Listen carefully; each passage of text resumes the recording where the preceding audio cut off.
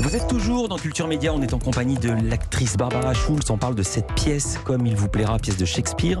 On va mieux vous connaître avec le portrait pré-fame de Lisa Marie Marquez, le portrait de notre célébrité avant sa célébrité. Bonjour Lisa Marie. Bonjour Philippe, bonjour Barbara Schulz. Bonjour. Vous êtes une comédienne qui aime se mettre en danger dans des rôles exigeants, parfois physiques. Vous avez obtenu le Molière de la révélation féminine en 2001, mais comment en êtes-vous arrivée là? On va rembobiner et revenir sur ce qui vous est arrivé avant d'être célèbre. Barbara Schulz, vous êtes née à Talence, près de Bordeaux, et vous devez votre prénom à la chanteuse Barbara. J'ai marché les tempes brûlantes, croyant étouffer sous mes pas. Ouais, j'ai eu du pot, ma mère aurait pu m'appeler Pétula ou ça m'avait appelé Pétula Clark. Elle aimait bien Pétula Clark ou même pas? Non, justement, elle préférait Barbara. Ah d'accord. J'ai eu chaud, ouais. L'enfance, justement, vous êtes une enfant énergique, débordante, très joyeuse, qui se réveille et se couche avec le sourire. Vous vous intéressez à tout et vous montrez très vite des capacités manuelles.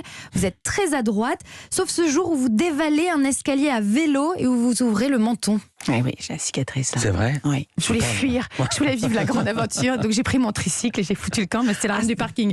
Ah, mais Je me suis pris un mur, ouais. Mais c'était un tricycle, c'était même pas un vélo. Ah oui, c'était un tricycle, ouais, j'étais toute petite. Allez, non, Ouais. précoce. Ouais. Vous grandissez d'abord à Pau avant d'arriver à Paris à l'âge de 9 ans. Votre maman vous inscrit à des activités, l'équitation ou le tennis par exemple. Chaque fois, vous vous emballez et au bout de 2 mois, vous vous lassez. Mais j'ai eu des profs qui étaient atroces. Ah bon? Une espèce de capot atroce, ouais. À vous dégoûter de tout, ouais. Donc, Mince. mais je les remercie parce que sinon j'aurais peut-être pas fait de théâtre. Et C'est oui, vrai. jusqu'au jour où vous découvrez le théâtre. Déjà petite, vous adorez vous déguiser ou retourner le salon pour faire des En petits pute, spectacles. principalement. Je me souviens quand j'étais J'avais pas Racontez. ça embarrassait tout le monde. Racontez. Parce que, avec ma meilleure pote, on a passé notre temps à se déguiser, mais en fait, c'était toujours des tenues un peu étranges, quoi. Enfin, on n'avait pas conscience. Ah, c'était ma question, vous n'avez pas conscience mais du c'est métier. souvent de la cuissarde, de la résille, beaucoup de maquillage. C'était très, ouais, les gens étaient gênés un peu, ouais. Barbara Schulz, vous êtes aussi une grande aventurière. Vous tenez ça de votre papa. Il vous embarque dans toutes ces aventures, comme à la Sierra de Guara en Espagne.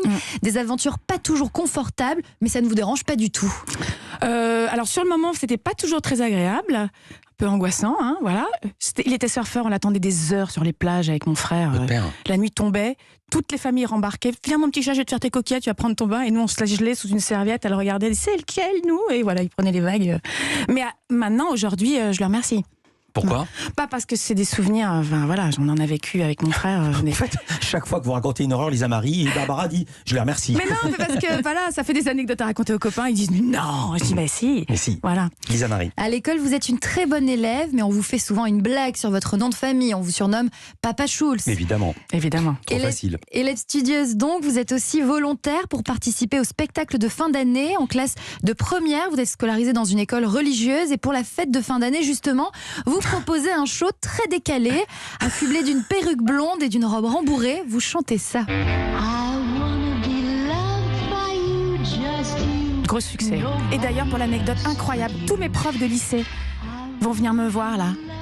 Au mois d'avril, ils ont pris des places. Incroyable. L'ancien directeur, enfin, ma prof de maths à qui j'ai crié sexe en cours, je sais pas ce qu'il m'avait pris. Ah bon? Un coup de folie, ça m'a fait rire. Voilà. Vous l'avez crié ou vous l'avez écrit? Une copine me raconte ça, elle me dit ma sœur elle a fait ça, elle s'est levée en cours de maths, elle a crié sexe. Et moi je trouve ça hyper drôle. Et j'étais la première de la classe en maths. Et quand la prof est de dos, je me lève, je sais pas ce qui me prend, et je dis sexe. Et je me rassieds et tout le monde me regarde. Et elle dit qui a dit ça? Et je lève la main timidement, elle me regarde, elle était effondrée, elle dit mais pourquoi vous? C'était une école religieuse mixte ou non mixte? Non, mixte et puis religieuse à la mode de je sais pas quoi. Enfin voilà, c'était À la avec mode, le. j'ose pas prononcer le mot que vous avez prononcé Ouais, tout à non, l'heure. Voilà. Je le disais, vous êtes une excellente élève, Barbara Schulz, mais 3 mois avant le bac, vous tombez amoureuse. C'est votre premier amour. Oui. Un soir, vous rentrez à la maison en extase avec dans les bras un bocal rond avec une citrouille dans du formol. Comment vous savez ça? C'est dingue. C'est quoi cette histoire? C'était un garçon que j'aimais beaucoup et il me raconte, il aimait les objets. Il était très, il lisait Lautréamont, il était, voilà. Mystique un peu? Non, pas mystique, il était romantique, D'accord. voilà. Mais romantisme 19e, vous voyez. Non, mais quel rapport? Gustave Doré. Non, et il avait trouvé dans une brocante une grosse citrouille dans du formol datant du Ouais. 19e, un objet incroyable. Il m'en parlait tout le temps. Et un jour, il m'attend à la sortie du métro et j'arrive et qu'est-ce qu'il a dans les mains? La citrouille. Et il me la donne et je rentre à la maison en larmes et ma mère me dit mais qu'est-ce que c'est que cette horreur? Et je dis il m'a donné sa citrouille. En larmes de joie, en larmes d'amour. Oh, mes larmes de joie, j'étais perdue. Extraordinaire. Elle est devenue quoi cette citrouille? J'allais dans mon salon. Vous l'avez toujours? Bah ouais. Monstrueux, c'est dingue. Quand je pense qu'il y a des mecs qui offrent des carrosses. C'est pas la peine, vous ferez une citrouille dans du formol, ça marche très bien. Barbara Schulz, après le bac, vous débutez des études de sciences éco tout en continuant le théâtre avec Jean-Laurent Cochet qui interrompt régulièrement ses cours pour raconter des anecdotes. Vous avez un rythme soutenu, théâtre le matin, puis cours à la fac l'après-midi. En parallèle, vous rencontrez une directrice de casting et vous intégrez une agence de mannequins. Vous commencez alors à tourner dans des publicités pour les chewing-gums Hollywood, Pour du dentifrice, la marque Peugeot. Vous avez une queue de sirène et vous tournez aussi une publicité pour le soin pour la peau eau précieuse. On écoute un extrait. Il y a toujours un homme bouton, tout Patrick. c'est Ludivine Sagné qu'on entend. Ah oui, Ouais. Tu t'es pas regardé. avec la petite voix. Et au lieu de me piquer mon chapeau, tu ferais mieux de me piquer l'eau précieuse. Et c'était Pascal Thomas qui a réalisé, c'était pas mal. Allez, ma Ouais, peau. c'est pas rien. Finet, si lisse. Tu penses qu'elle ça? Tiens, même quand elle fait une pub, c'est un gros casting déjà. C'est vrai. Vous décrochez votre premier rôle au cinéma. Vous jouez dans Coup de jeune de Xavier Gélin. Un rôle qui ne vous permet en revanche pas d'apparaître au générique. Il est écrit le canon de 14 ans et pas encore Barbara Schulz dans les crédits. Pendant longtemps, j'étais abonnée aux accessoires, en fait. J'étais la fille à la porte, la fille de la fin, la fille de la chaise, la fille du milieu, la fille de la fête. Enfin voilà, j'avais pas de nom, quoi. J'étais rien. Vous jouez aussi dans la pièce Les Sorcières de Salem, mise en scène par Thomas Ledouarec. Vous Première remplacez fois, oui. une comédienne. Vous devez jouer 2 soirs, mais suite au succès de la pièce, vous vous retrouvez avec la troupe à faire le tour des théâtres de Paris pendant 6 mois. Vous jouez aussi à la télévision dans Les Grandes Marées, réalisé par Jean Sagols.